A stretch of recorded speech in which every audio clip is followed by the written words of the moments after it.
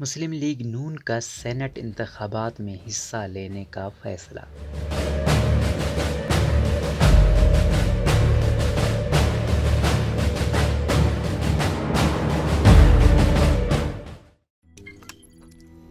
روزنامہ قدرت کی ویڈیو دیکھنے کے لیے ابھی یوٹیوب چینل پر سبسکرائب کریں اور بیل آئیکن پر بھی کلک کریں۔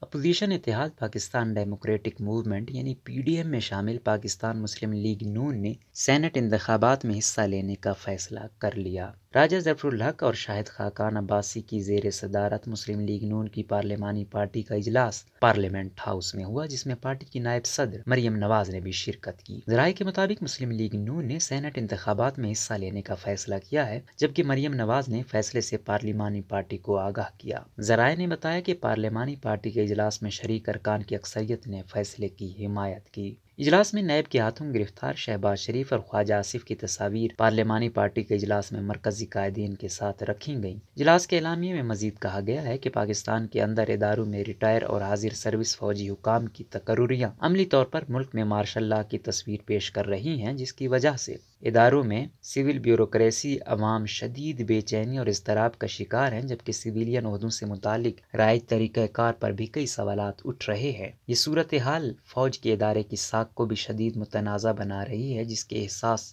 و ادراک کی ضرورت ہے تاکہ سول اور فوج میں خلیج مزید نہ بڑھے۔ خیال رہے کہ اس سے قبل مسلم لیگ نون نے ضمنی انتخابات میں بھی حصہ لینے کا اعلان کیا تھا۔